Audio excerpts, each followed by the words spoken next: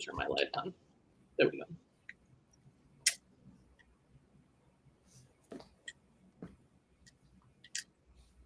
Is that still thunder? Yes. Hi. Hello. Welcome back. There is a crazy storm happening outside. So if you hear crazy lightning thunder, did you hear it? What is that like clanking noise? It's just like the rain outside. It's really loud. So if you hear that or I get cut out, it's because it's storming like crazy, but I will pop back in. Welcome back, guys. I'm finally in the same time zone as Mesa, which feels good. I got in late last night and then back to work this morning, but thankfully it's Friday, so I got a couple days to recover until we My get whole back. family lives overseas, so talking to you was just like, now you're officially like my family. I was in like 3 different countries yesterday in a million different time zones, and I like once I got off my 8-hour plane ride, I was like, I don't even know like where I'm at, what day it is, what time. I was very confused. Well, we're gonna have a guest today, but afterwards we're gonna stay on a little bit, about some details. So if you want to hang out, if you have some dying questions for us in the chat, just wait till the end. But I'm gonna go ahead and intro our guest. Today's guest has been in the functional fitness world in many capacities. As an athlete, he's both a team and individual semifinalist. His team made the games in 2024, and he's competed in major competitions around the world. He's also a big part of his sister, Laura Horvath's team, with roles ranging from agent to coach. And him and his sister recently opened up their own gym, which we're really excited to talk about. So please welcome Kristof Horvath. Hey, what's up? Can you guys hear me all right? Yeah. Welcome. Thank you for having me. How's it going? Good. Speaking of time zones, it's kind of late for you, right? Well, it depends. It's 8 p.m. That's late. Is that not late? What is this? Sorry? Is that not late for you? I don't know. I mean, like, no, it's all right. It's all right. It's not too bad. Yeah. What about you guys?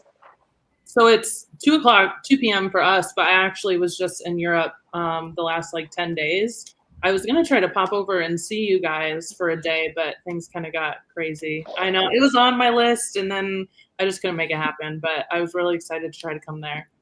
Next time, maybe then. Definitely next time, for sure. It looks great. Maybe when we go to Copenhagen for WFP, we'll make a little Europe trip out of it. Yeah, that sounds good. We can come drop in? Yeah, of course. Of course, you guys can. Love it. Love it. So guys, this is Kristof. Welcome to In the Box Office. You're one of our first few guests that we've had, so welcome to the show. Super pumped to kind of talk about all things. Did you hear the intro that Mesa gave you? Yes, I heard it. Yeah, thank you very much. Very kind of you to say so many nice things about me. A lot of things that you have going on, and I know most people probably know you as Laura's brother, but some may not know that you actually have a pretty extensive list of things that you've done as an athlete and done quite a lot of competitions. Who started CrossFit first, you or Laura? I did, yeah. Oh. Okay. And did you think that she was going to be as good as she is, or how did that work when she decided to start? That's a good question. Yeah.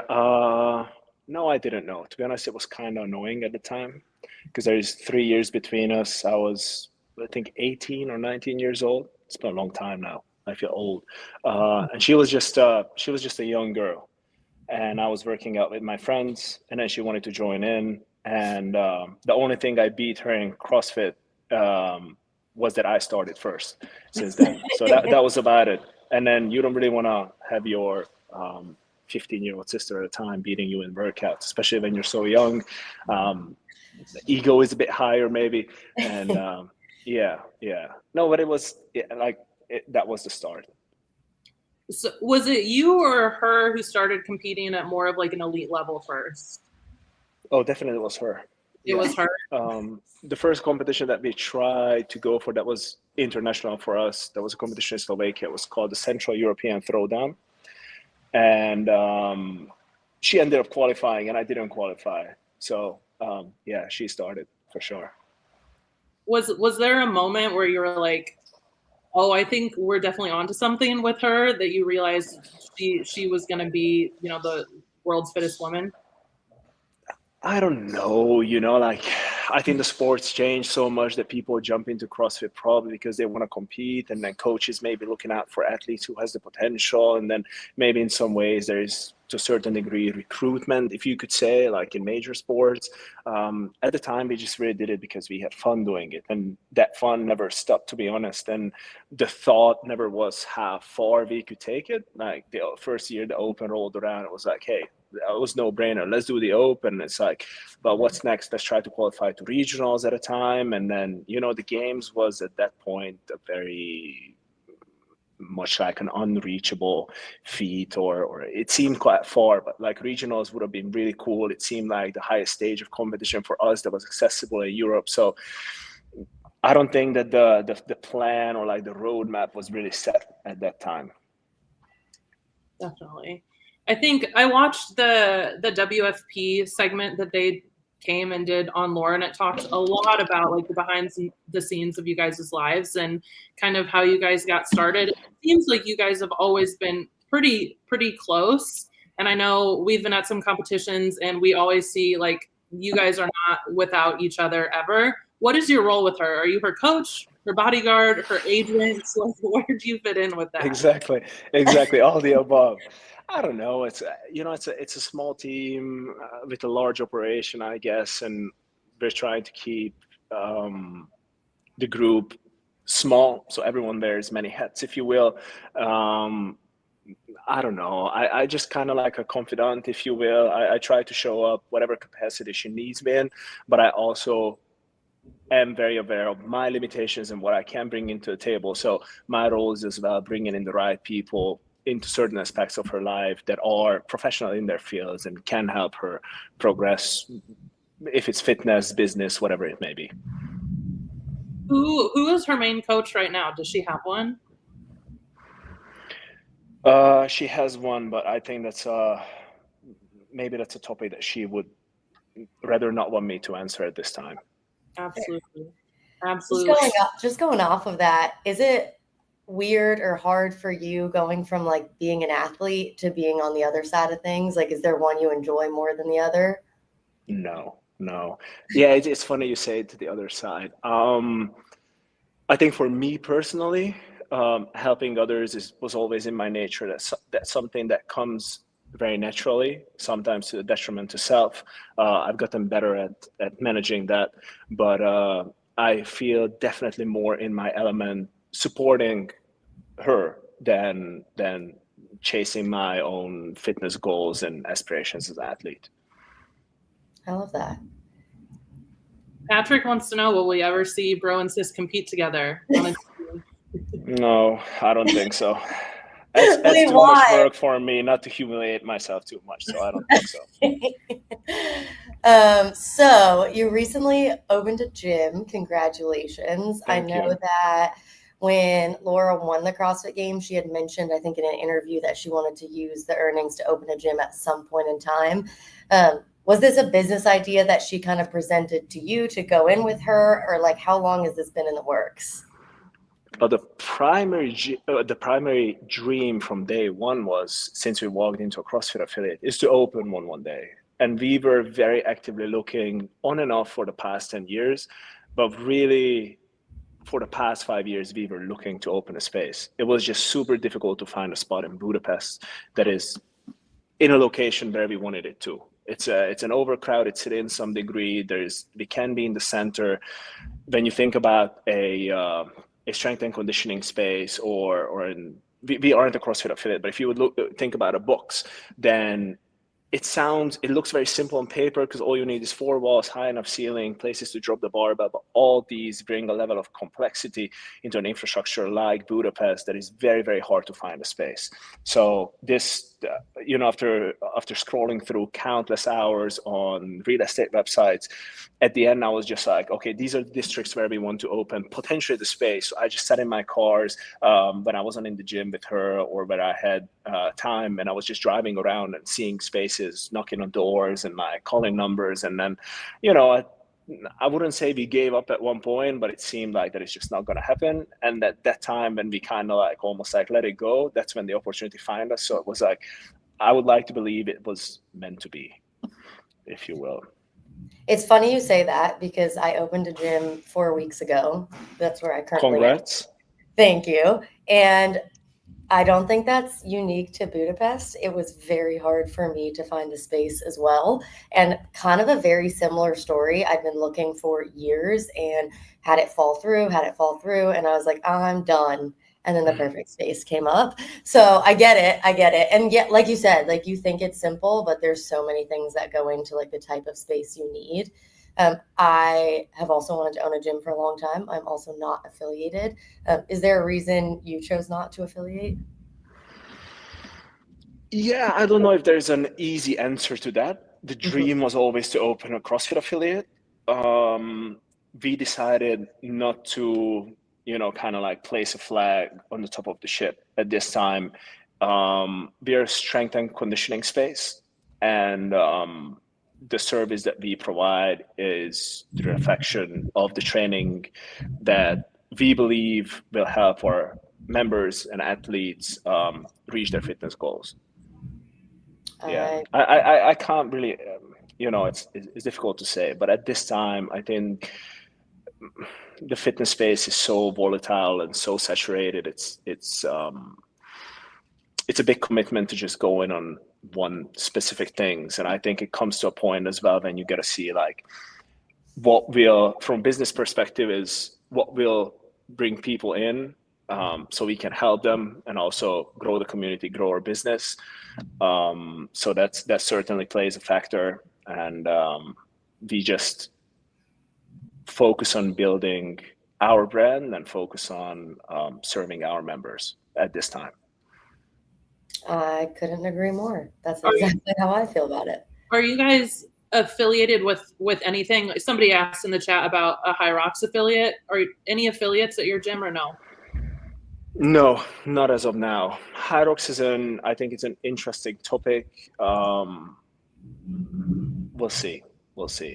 I think it's to some degree, and I don't wanna be overcritical. It's difficult, I think, with private corporations, where you don't necessarily. I don't talk specifically about High Rocks because I haven't studied the market, the space enough to understand and to know. But I think one of the difficulties with private corporations is that you don't necessarily know what the roadmap is going to look like and how much communication that goes to the affiliates, to everyone who's participating. So, yeah. No, I get it. And I think that, like you said, it's so volatile right now. It's going to take time to see how things pan out, right? And also, I think one thing that a gym owner really has to, especially if you a new gym owner, that you really have to consider is like, what is the value that affiliation is gonna give to your space and to your members? Is it gonna be education to your coaches? Is it gonna bring in more people? Is it whatever it may be? And at this time, I'm not seeing that from the corporations we mentioned above. No, I agree. So your gym is named after a word that Laura has used in many posts that's kind of been very ambiguous. Is there significance behind it? Can we know what it means? Yeah, of course. To understand what it means, you got to come to one of our classes, and by the end, you will feel it. Yeah. I love that. Good answer. I'm going to pull this question as well. PC also wants to know, is there scheduled classes at the gym? Who's doing your programming and who coaches? Are you and Laura coaching as well? So the questions, is there scheduled class at the gym? Yes. So currently, as we open right now, and it's also summertime, it's a bit of like people are in the city and out of the city and all that. So we have 3 classes a day. We have 7 a.m., 5 p.m., 6 p.m., and we offer personal training classes, well, personal training as well. Who programs for those classes? I program for the classes, and I have been coaching all the classes up until Monday. And we just hired a very talented young man who's gonna coach alongside me. And Laura's currently having 1 class a week, which might increase depending on the season. But she coaches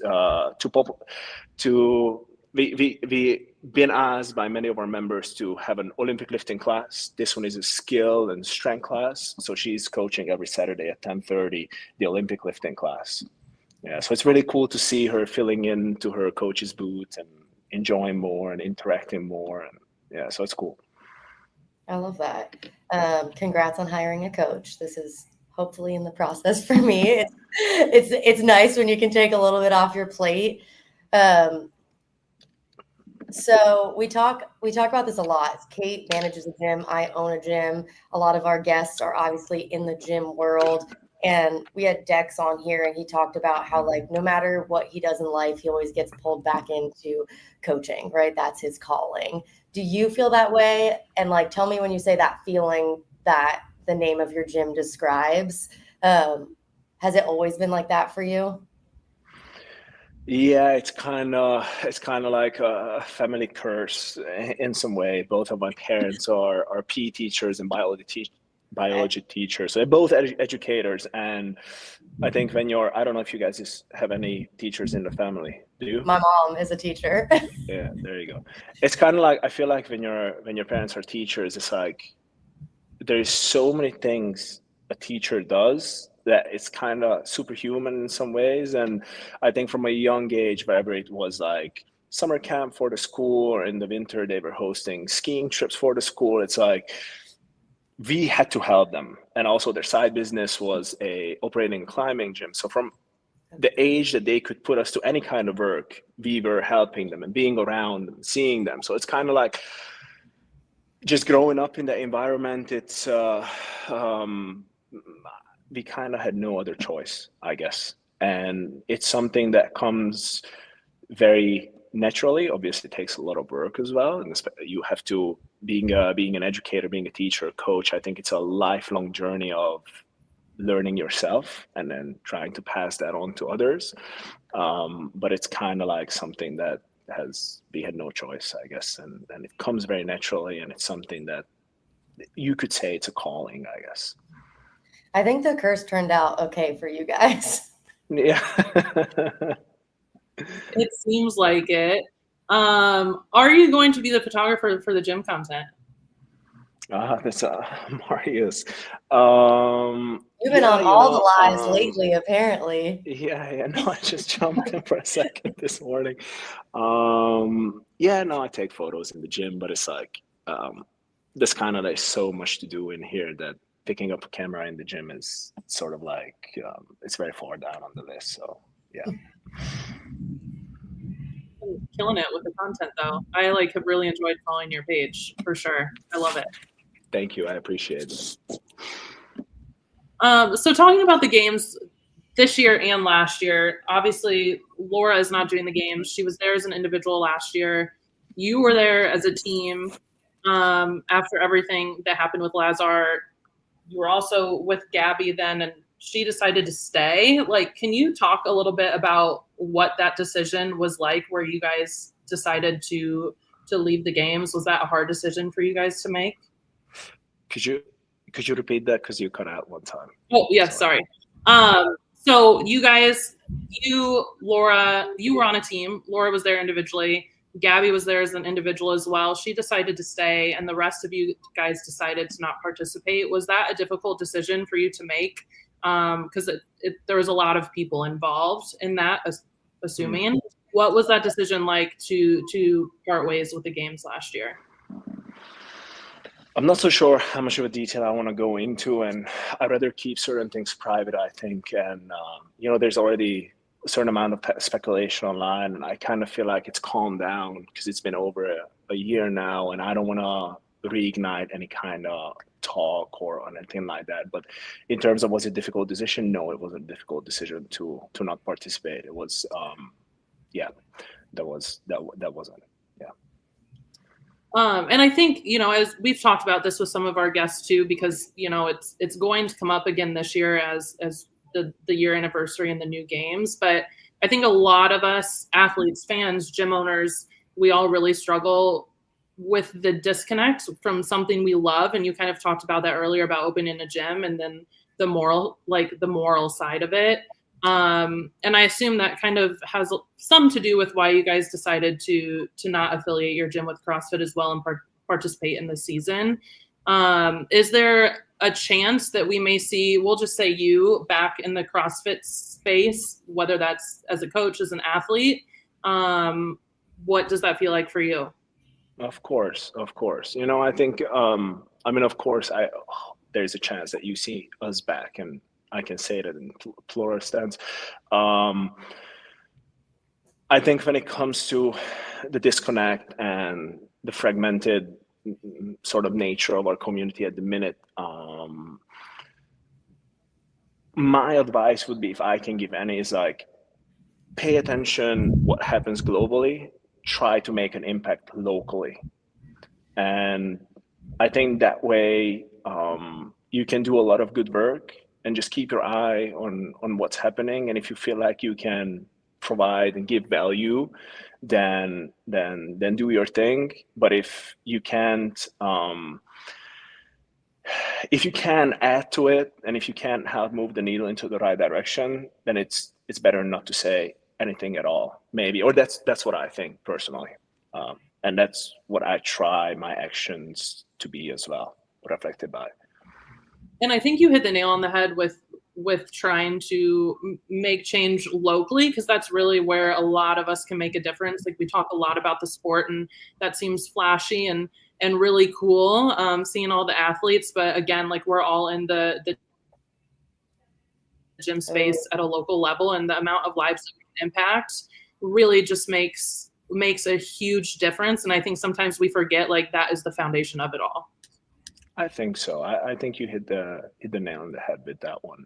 I guess to a certain degree, everyone wants to have a voice globally, and wants to be heard, and wants to add to things. But it's just like, there's so many conversations on and on without any end, without any solutions. And it's like, it's easy to criticize. It's very difficult to give solutions to a problem, and actual solutions that you can act on. You can start small, and then, sort of like a ripple effect, I guess. So yeah, I think being active locally and then try to do as much good as you can will impact everyone's lives around you for the positive, I hope. Yeah, and I think when we're talking about locally, I say this all the time. So we have access to, some big events, and I've been around some elite athletes. I coach some athletes that are like team games athletes or higher level, but I still to this day think the coolest thing is like seeing my parents work out and seeing them consistently go to gym, because for people like you or Laura, it's not intimidating to walk into any gym typically, like, you're comfortable. But the people that are nervous to step into a gym, or it's not comfortable, or I mean, maybe not your parents because they grew up as PE teachers, but for a lot of, like my parents had never gone to a gym until kind of recently. Do you find like the population of your gym is more competitive because of you guys, or more like our parents? Yeah, it's very interesting you say that. And I think when it comes to this segment of the conversation, I don't think you can truly understand that unless you coach. Because I think from the outside, you look at someone, is like, hey, his or her athlete is a world champion or like a medalist or whatever, and it seems so cool from the outside. And there's a lot of gratification that comes with helping an athlete reach their goals at a world stage, whatever it may be. Qualification to winning, to the spectrum is wide and large. But seeing someone who puts their trust in your hands, has the courage to walk into a gym, and then eventually hoping and that you help that person reach their goals, whatever it may be, is fucking incredible. Like I can't really, like overemphasize this. It's like, unless you did it, you don't understand. And it's just like, it's worth every bit of time you put into it when you see those results and when you see happy faces, and it's just like, hell yeah, you get your first pull up. Like it's awesome. Do you feel like you're working? Like when you're at the gym? Because like Mesa said, I manage a gym, and I'm never like, oh, I have to go to work today. It's like, oh yeah, I'm going to the gym and I'm coaching and doing my thing. To me, it doesn't feel like work. Do you feel the same way? Yes and no.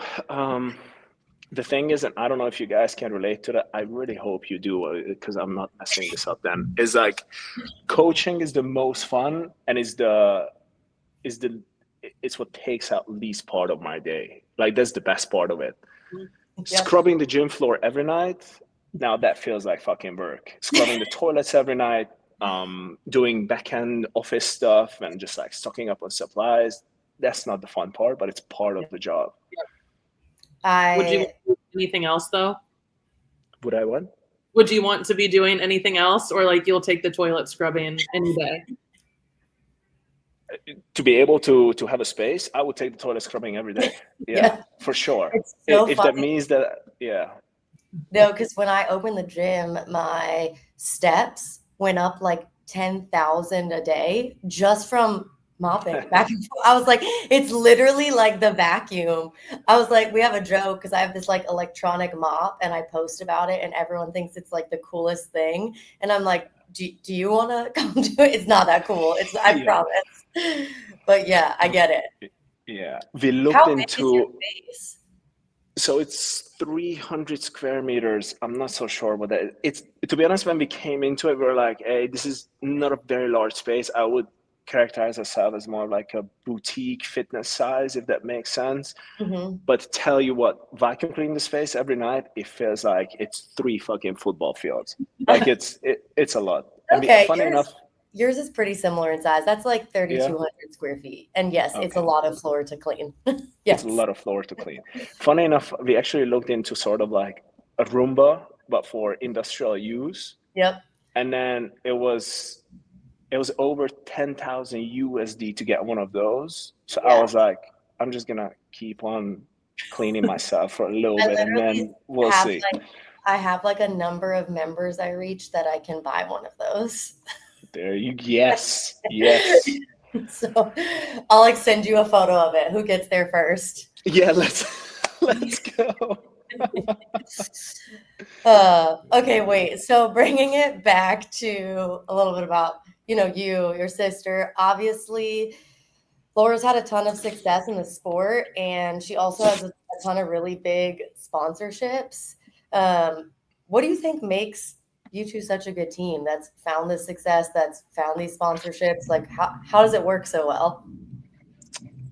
I don't know. What makes us a good team is, I guess, is like everyone sticks to their roles, respect one another's roles, and also understands when it's time to bring someone else in to help.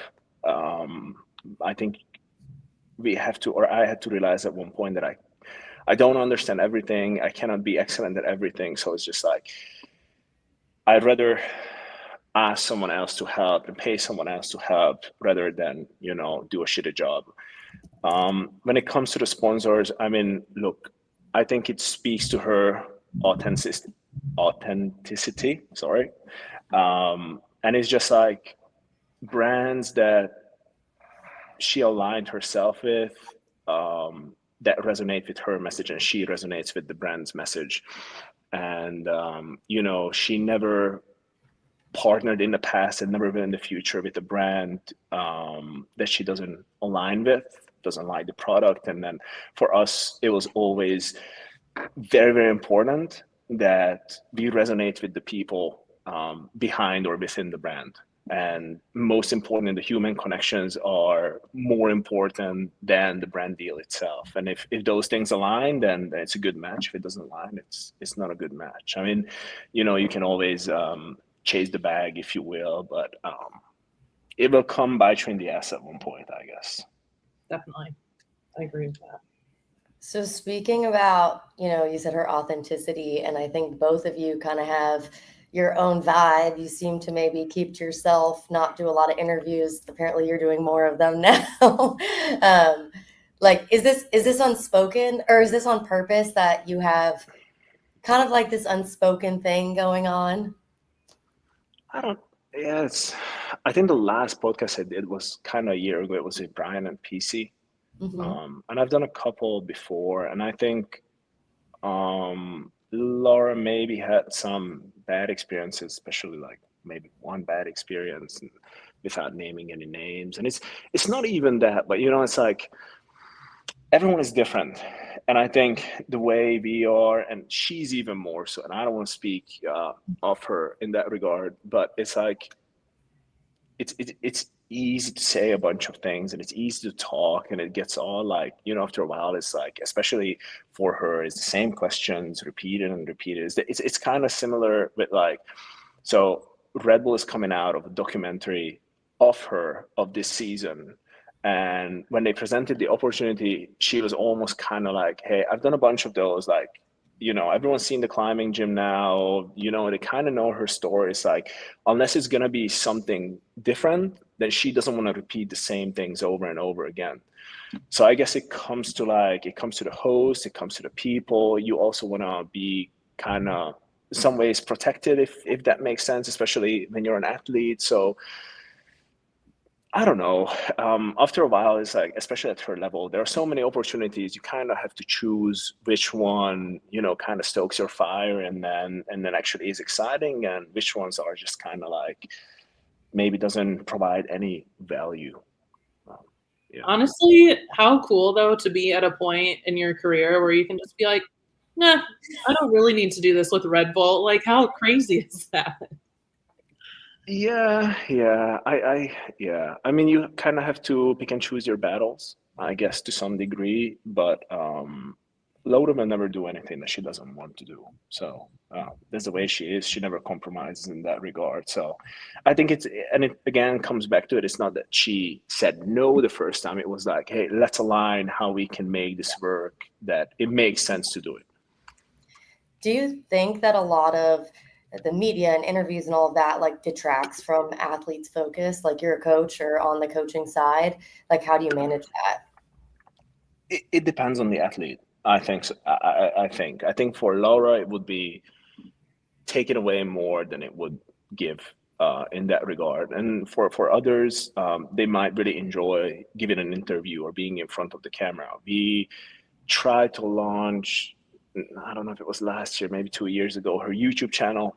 And anyways, there's another part to it, but one thing is that she just felt like being too often in front of the camera, in some ways you cannot be your true self, or she couldn't. That's what she felt. So it was just like, hey, let's not do this if it's to the detriment of performance, for example.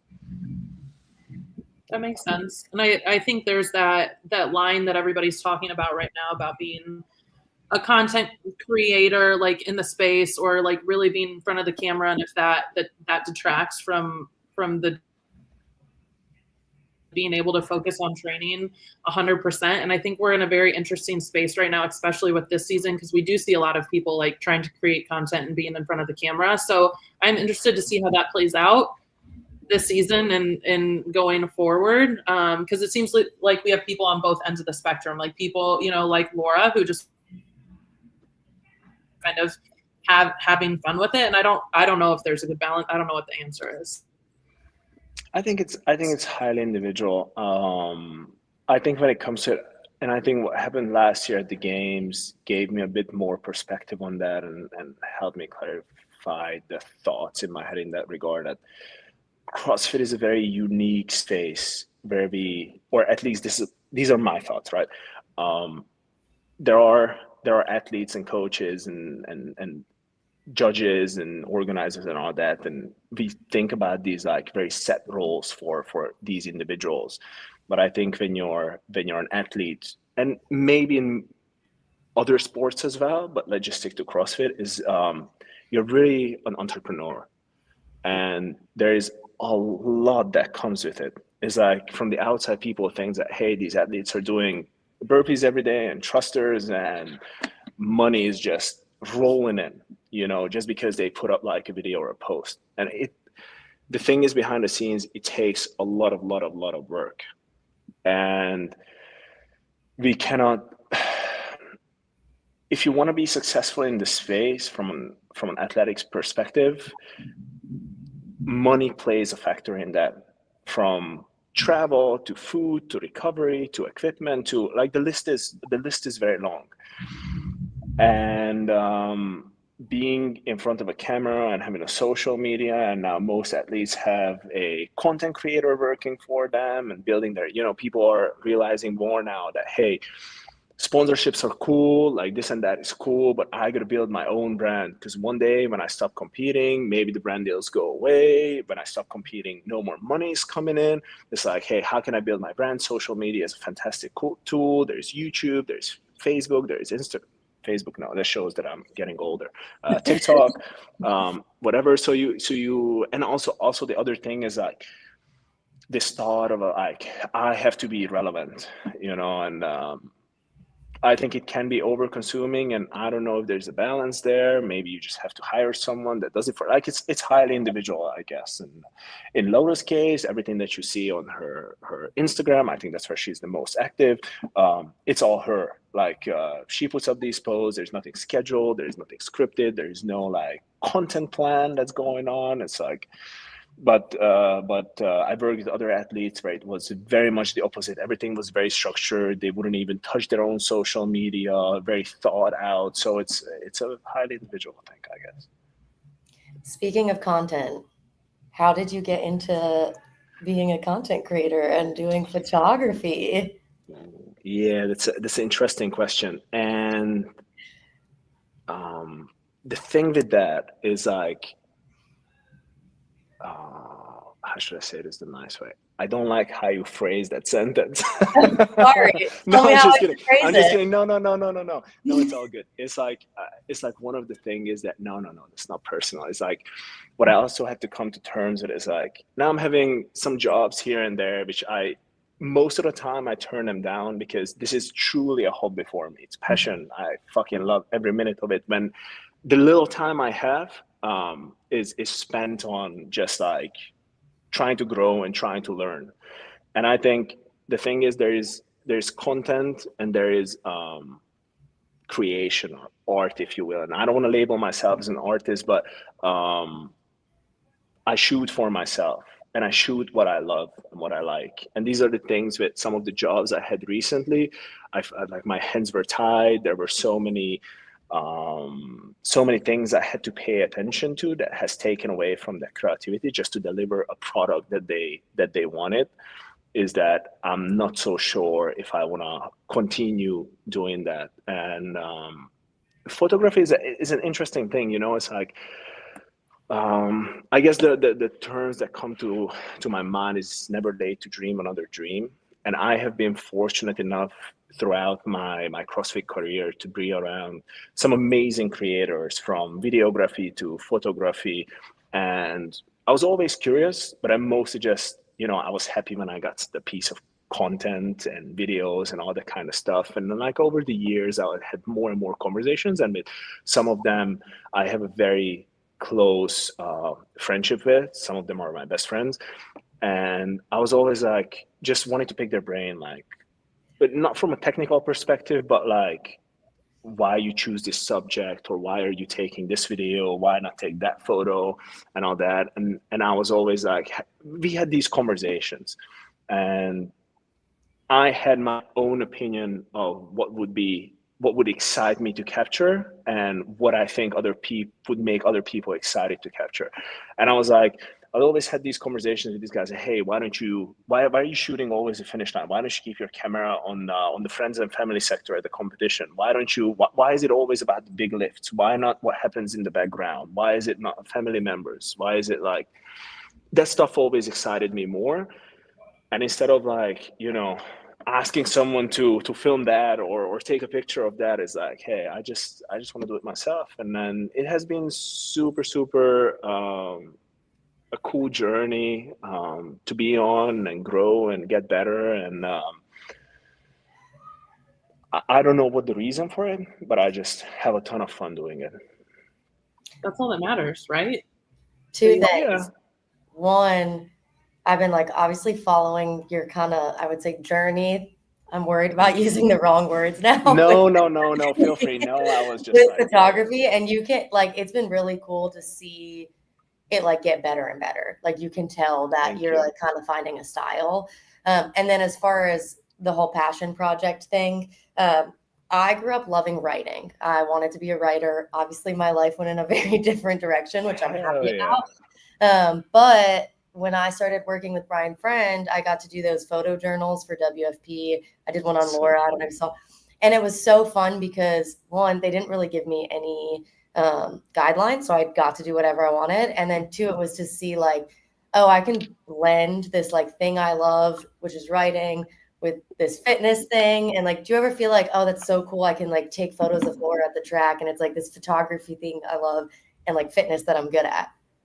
Yeah. That's super cool, and I'm so happy for you. That's amazing. Yeah. And it's nice when things come full circle, and it's like you Mhm. really find your calling within the space and can do more of that. And it's I tried many things within photography, and I hope I can continue to try more things.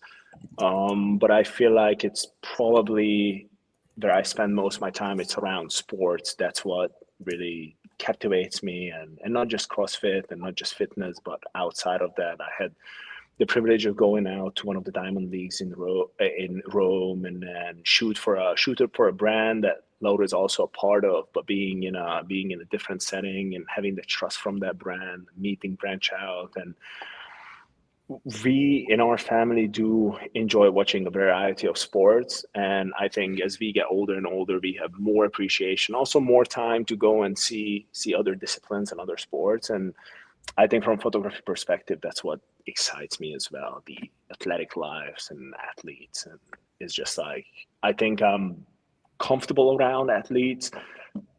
It never happened before, and hopefully it never happens in the future as well, where I was in their way of competing or performing. Or so it's, yeah, that's what it's exciting.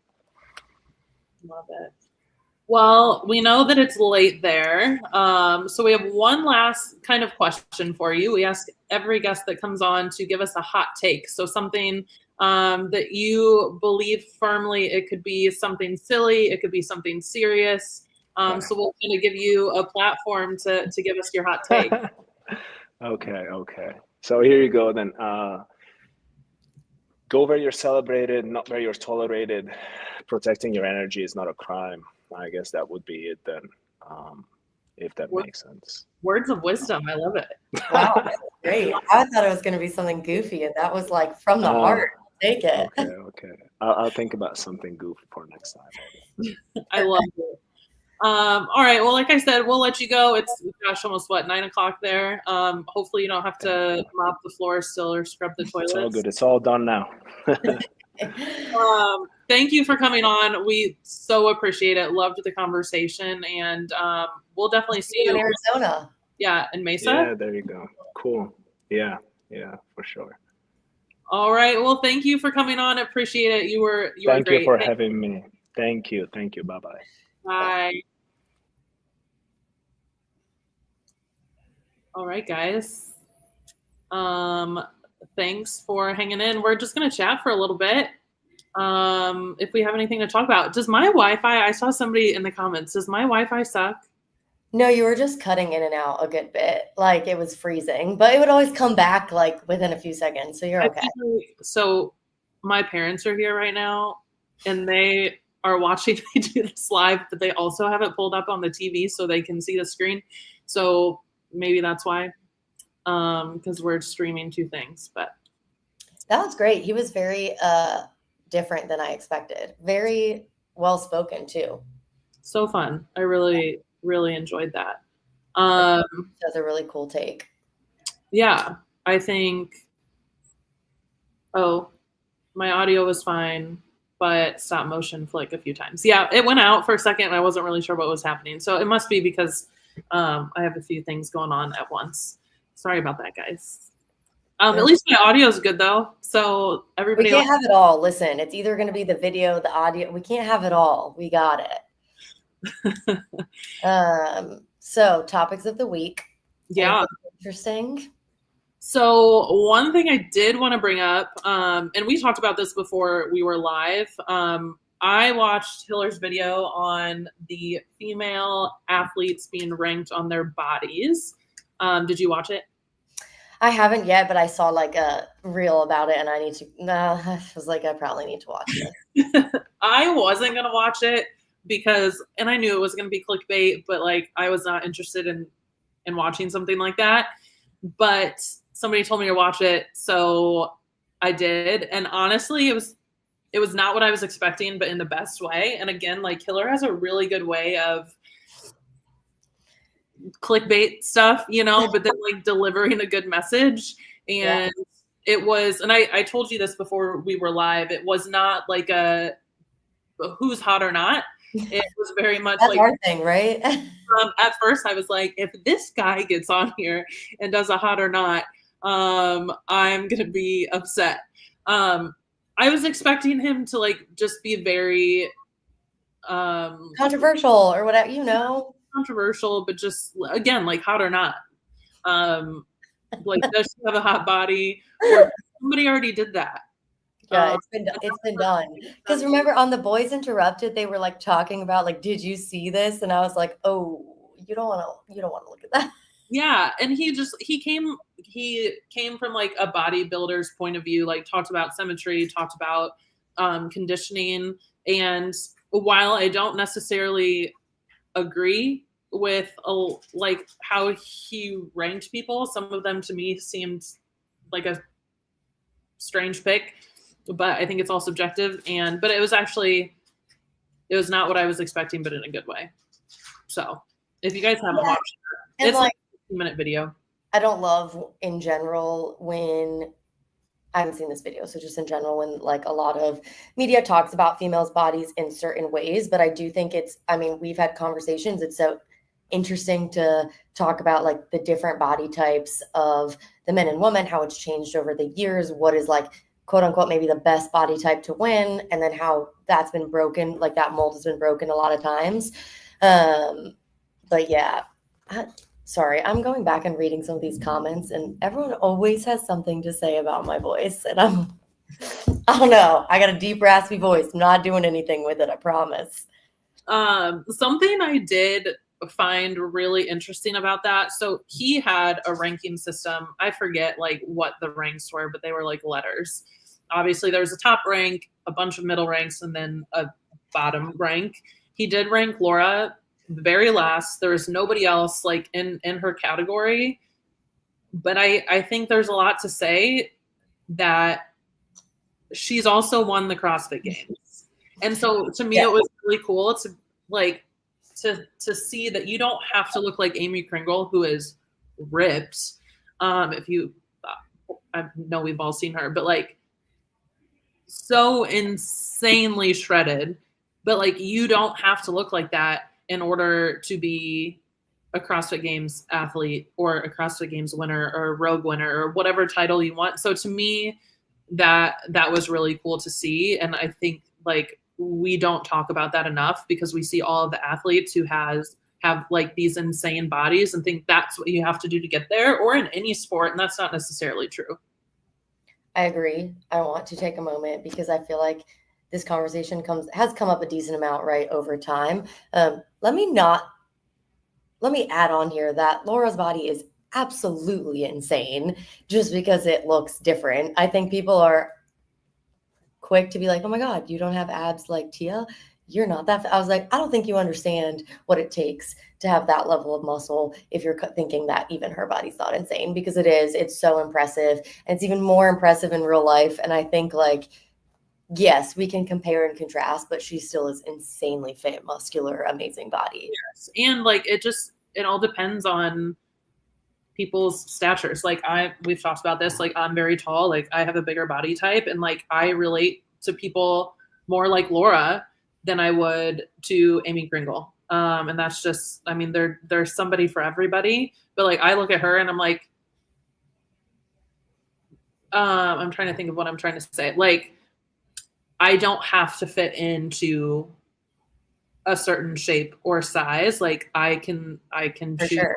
I can look like Laura. I could look like whoever I wanted. I think like that's also like if you look at whatever 10 years ago, like especially with the men, it was like they're all this height, this weight, this whatever. And now you have like the Jason Hoppers who are huge and they're doing really like, you know, podium potentials. You have a lot, like all the Brute Boys are 210 plus pounds, which is like 6 foot plus.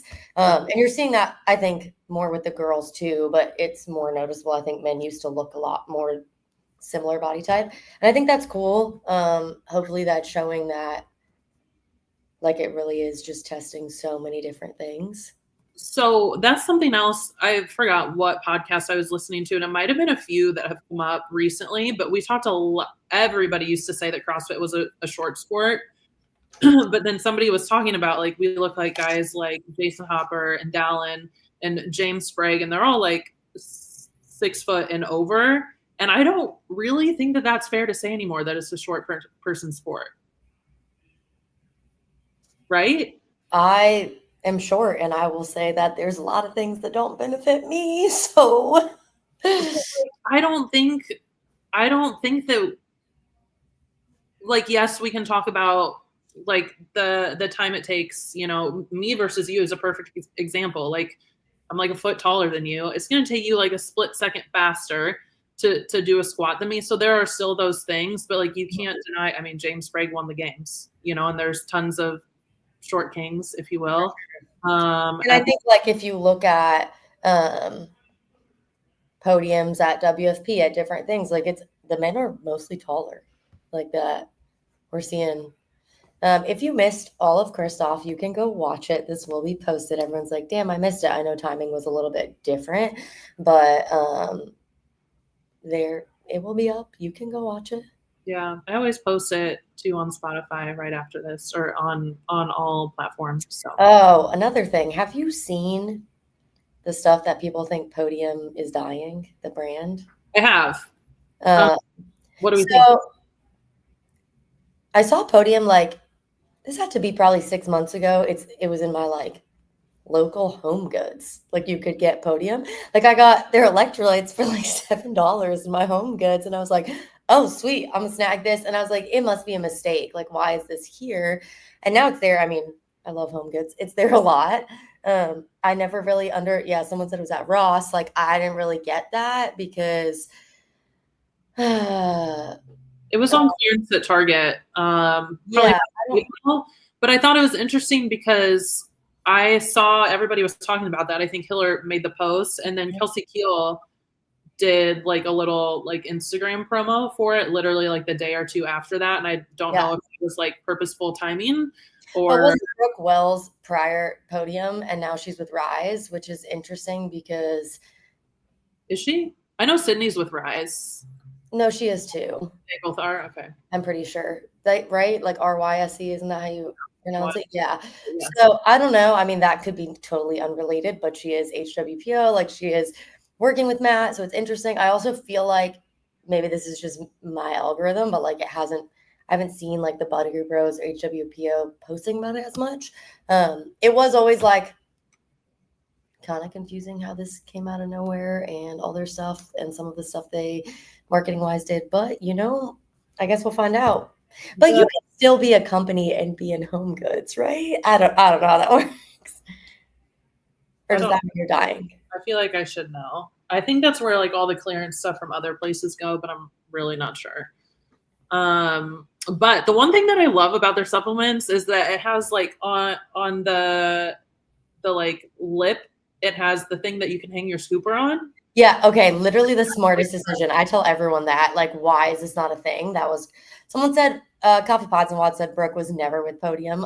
I really thought she was, but maybe I made that up. I don't know. Last thing, and we talked about her last week as well. Danielle Brandon switched or left Brute officially, or left Coach L. I'm not really sure if it was Brute or not. left over with Adam Neefer with Justin Medeiros. giving 2022. I think that's what year it was that she left Underdog. Crazy that it happens twice though, right? That like a month. Yeah, it's the timing. I mean, they asked Dallin about it on Boys Interrupted or whatever, and he was like, there's just some fallouts. And I think Justin's also lab management, so that's why probably just connected them. And they're both rad. Again, like Justin addressed this, and he was like, the hay is in the barn at this point, right? Like you're as fit as you're going to be. It's just touches on movements. So probably from a fitness perspective, that doesn't matter. Maybe from a stress perspective, I could see like the new environment, moving, coaching, whatever. But, you know, we'll see. I think that if anyone's going to use it to their advantage, fuel to the fire, it's going to be DB. Was it 2022? Like, was it the same year that she left Underdog that she like killed it at the games, right? Or no? No, wasn't that the year she didn't do well? I don't know. Somebody in the chat let us know. I forget. I get mixed up with the years. I feel like COVID ruined all my sense of time. But no, it was the year she had like back issues, right? And it was the last year in Madison, 2020, or was that 23? I don't know. But I think also like I've heard only good things about Adam Neefer. Like I think he's a good coach, obviously with Justin, and like he has a good relationship with Matt. I just think he's generally a good guy, seemingly. I also think that it's better to like make a difficult change and feel comfortable than not. Like that's life, right? Well, yeah, because I was thinking, because this is not like a permanent change. I think from what I understand, this is just like to get her through the game. Yeah, somewhere to train from now till the games, and then who knows what happens next year. Rad posted, I think they're making a tape of Justin and her and training for the games, and we'll probably get some info on that. I don't think it's released yet. What I love is like the morning chalk up, you know how they posted the like 2020, giving 2022, whatever. She comments on all of it. She's like, yeah, and like makes fun of herself or makes fun of the situation. And I'm like, I mean, you have to like, you have to, I feel like you have to address it because that's exactly what people are going to say. But I'm pronouncing Adam Neefer wrong. I'm sorry. Apparently it's Neefer. Got it. My bad. I was talking to somebody about it when the news came out, and they were like, well, you know, Matt is not her coach. And I'm like, but if you think like we saw them all at WFP, like that whole camp is like together all of the time. And like, you can't really avoid certain people. Right. So like probably excluding herself and like being away. And it just probably like puts Elle in an uncomfortable position too, because, you know, we've all been through breakups. We've mixed work and play, and it happens. But I think like, people are saying like, I think it's cool that she leaned into it. I do too. She's like, this is my life. Here we are. Let's go. Yeah. Sometimes you just have to do that. I don't know. Anything else? Rad. You're a rad girl, right? I like rad. Yeah. Did you see they just posted like they're about to release all these like new uniform, whatever. I cannot wait. I'm behind on like 14 days of content since traveling. Like feel like I have seen nothing. So no, I have not seen that. Well, next week we are at normal time, correct? Next week is normal time. The following week is a different time, but the following week is a different time and day, and we'll announce that as we get closer. We have another guest 2 weeks out. Super excited. CrossFit Games week. So all right, wait, I have a question for the people before I forget. If me and Kate were ever to do I already know what you're gonna say. A workout episode where we like either do a partner workout via Zoom or throw down together against each other. I know there was like bets on if we do a certain Fran, we could get some funds raised. There was jokes about it. I really want to do a partner Fran where I just do the pull-ups and she does thrusters. No, I proposed this to her because somebody in the comments a couple days ago did say, or a couple of weeks ago, talk about Fran, and like I'm broken and can't really do a pull-up, but I love a good thruster and she loves a good pull-up. So damn, someone said thought we were picking winner and they already picked you. Dude, what? Excuse you? I have a fighting chance. Thank you very much. You haven't seen my pull-ups? But my thought, I texted her that day and I was like, if you only did the pull-ups and I only did the thrusters, how fast do you think we could do Fran? If we did it like together. So fast. Oh, that's hilarious. Could we do this and both be one person? I'm gonna pass on that. I might have you on that. I did walk 30,000 steps in one day, so I might be able to run a 10K. Not fast. Than me. Not fast. I'd pick myself for that one. If it's just like a max lift, I'd pick you every single time. But okay. So like, leave a comment if you want a specific workout, and I'm gonna convince Kate to do this. We could do over under times. We could do. I just think it'd be fun. I think it would be fun.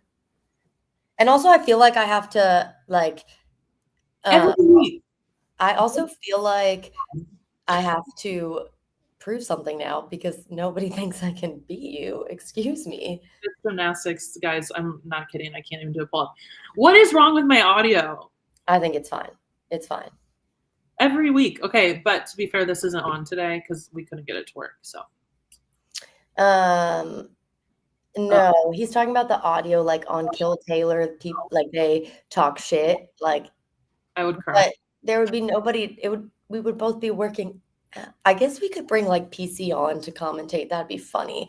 Oh, that'd be funny. Wow, I have ideas.